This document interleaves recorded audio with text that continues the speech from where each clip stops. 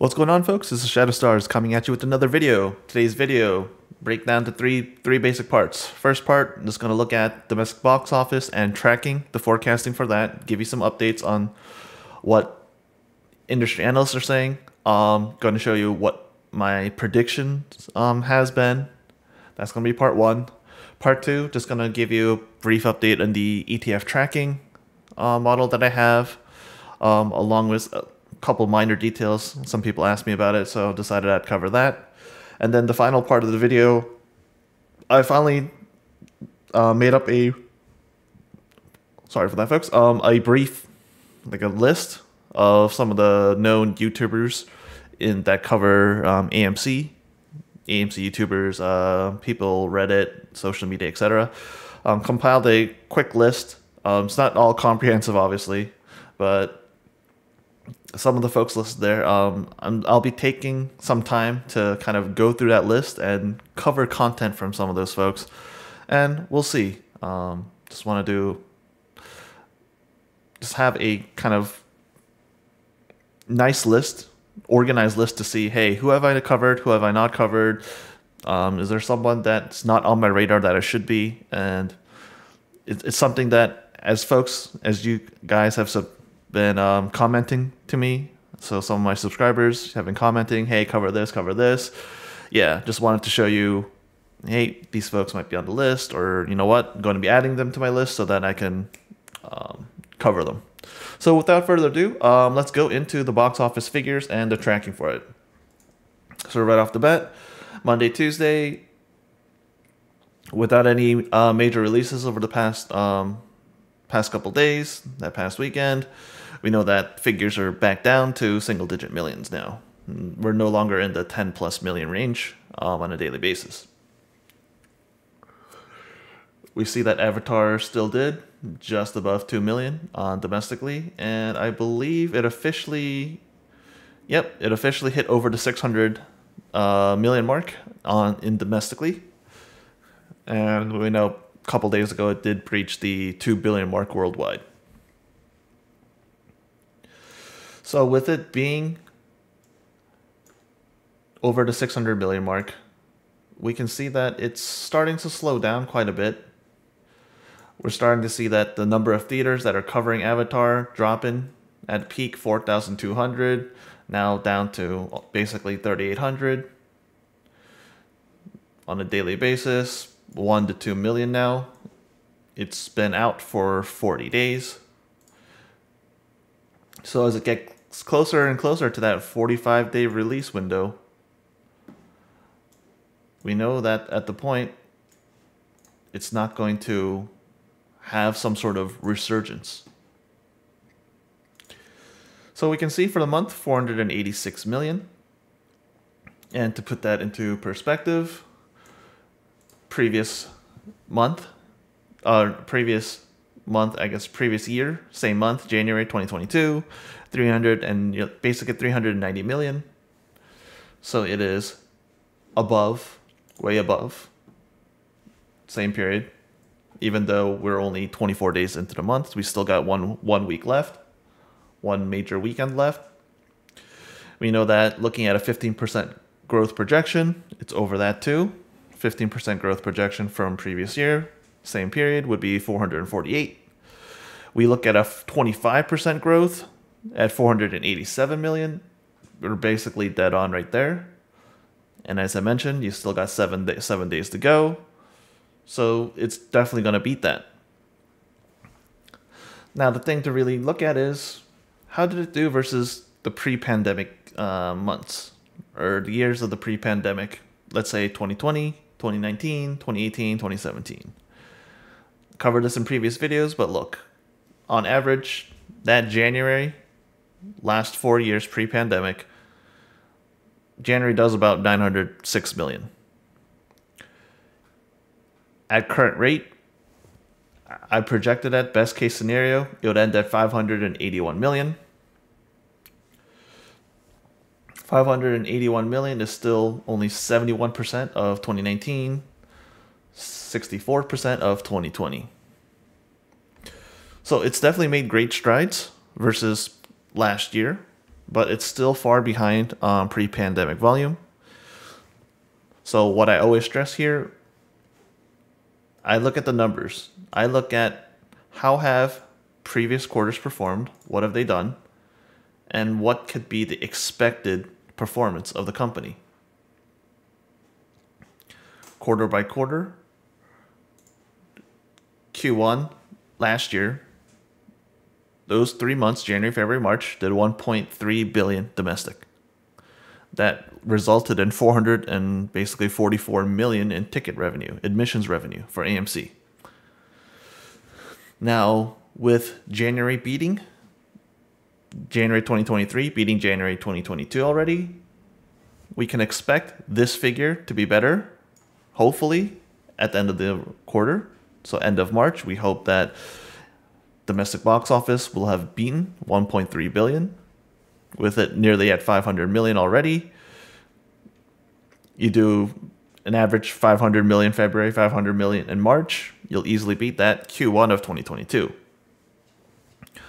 But that isn't enough to keep the company rolling. We know that. Last year, that same quarter, Q1, they burned over $337 million. And if you watch my previous video, when I did the breakdown, AMC would need the box office to do roughly 2.3 billion domestic on average to break even, or if to have a tiny bit of net profit. Now, this is very optimistic figures. I'm giving a lot of benefit of the doubt to the company in regards to operating expenses, to profit margins, to rent, leases, depreciation, interest payments, etc. But to just put a ballpark figure, they need to do at least 2.3 billion domestically for them to break even. And it's unlikely Q1 will be anywhere near 2.3 billion. So that's going to be another loss. That's why I always always remind folks that the amount of cash on hand, that figure is important to realize. You can't have another quarter where you burn $300 million plus. That would absolutely wipe out your liquidity, wipe out your war chest, and that will result in the company to do a lot more dilution. But nonetheless, that's where the figures stand. Looks like January is off to a good increase versus last year, but still need a lot more to go through. So we can see that Box Office Pro, in their projections, they're saying about a 20 to 25% decrease from last weekend of 70.8. So I gave a very generous best case scenario of AMC doing 581 million this month. If I do a little bit more realistic figure, I'd probably guess they would do around that 550 mark. But we'd have to see. But nonetheless, 550 versus basically 390, big improvement. Now the second second part of the video, I said that I'd talk a little bit about the ETF tracking. This is just one of the, I guess, prep files. This is the Excel workbook that I use to run a lot of the data. So I have this basically do a initial check,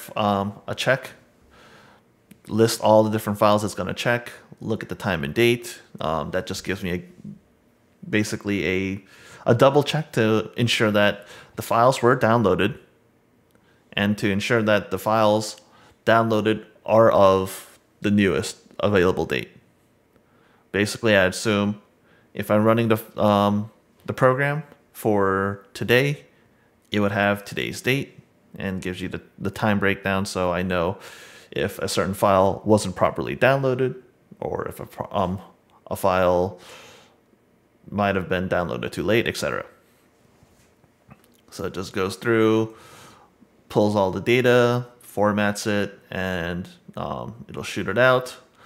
do some basic VLOOKUPs. So it'll tell, yeah, this is manually done. I just didn't update that, but do some VLOOKUPs so that it'll grab the values in all the different sheets. So with that being said, this is the most recent update that I ran for today. So we see that AMC with over, with 47 ETFs, subtracting one because of the bond. There's 47 ETFs. That total holding comes out to about 10 million. We can see that there's very little movement in a lot of these ETFs now. Previously, if you looked at, for example, I'll pull up November 5th, 2021. Not only were there a lot more held in the ETFs, 21.7 million shares of AMC, a lot more shares previously held, but less movement. You had more movement, 163,000 moved that day, they added. And if you look at today's update, only 5,786. The previous day got close to nearly 10 million even. But I'm curious to see how this trends down. I think that as the value of the stock continues to dip down from 5 to 4, if it goes down to 4, I think that we'll see a corresponding dip in these holdings that will no longer see 10 million held. And also as an update, we'll see at the end of the month, I'm curious to see what Vanguard has been doing. Vanguard will, I believe, for most of their ETF updates, so at the end of January 31st, give them 15 days. So by mid-February, we'll see what Vanguard has done for the month, provided that we don't see any other 13D, 13G filings saying that their ownership has changed. But also, the biggest thing interesting is really the Vanguard, or not Vanguard, but the BlackRock position. We know BlackRock's official last filing showing their amended position. They own less than 5% of the company of Class A common shares. They were at 20, last 13F was 25 million. We look at ETFs, they hold less than 6 million now. Obviously, they don't have just shares in their ETFs. They have it in different funds and so forth. But nonetheless, I believe that figure of 25 million come Q4 13F filings. We still need another approximately, December 31st, 45 days from that. We still got another 2 weeks.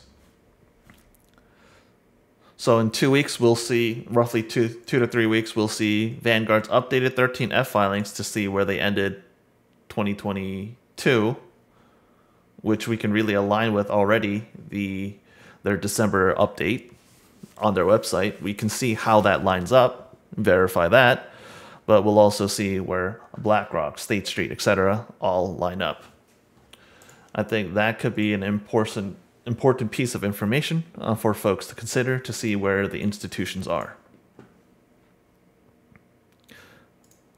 So that was the ETF stuff. And final part is this. I compiled a basic list, went to YouTube, typed in AMC, and basically sorted by folks with the most amount of views within the last month. Now I have filtered this list to show me the channels with the most video views.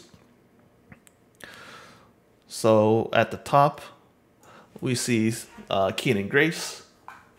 We got Market Gains at number 2, New York Angelo, Moneymaker, Thomas James Investing, B. Hayes Show, Jeffrey Forbes, Simulate and Trade, Ape Father, TMI, Creative Investor, Teddy Zane, Common Sense Investor. I didn't type out the full name, but it's Boss Blunts. Was it Marcel something? Houston Wade, Al from Boston, Tony Denaro, I don't know how to pronounce it. Finance news, Donahue George, Bigums, lottery stocks, investing, etc. So we got a long list right now. This has, what, 36 people. Also going to be looking at folks that have stopped basically putting out YouTube content. And for disclosure, where I'm getting this information, their current subscribers, videos, when they created their channels, video view counts. I'm pulling this all from Social Blade. But the interesting thing, we know some of the folks have left the community. Trey, we know that he's deleted over 50 million video views. Rico's Trades, I believe he was formerly known as, he's now Free Wyckoffs, I believe. Now only has 2 videos, deleted over 2.1 million views off his YouTube channel. Matt Kors has over 1,044 videos. I don't think he's really making that much AMC content. But yeah, this isn't just in the last 30 days, but if you look at past couple of weeks, you know that he's deleted over 48 million views. So you see some of the big folks that were heavily involved in the AMC community in the meme stock era. Some of the big folks that were making hundreds of thousands of dollars off of their content, merchandise, Patreon, whatever, affiliate links, etc. A lot of them have been deleting their views.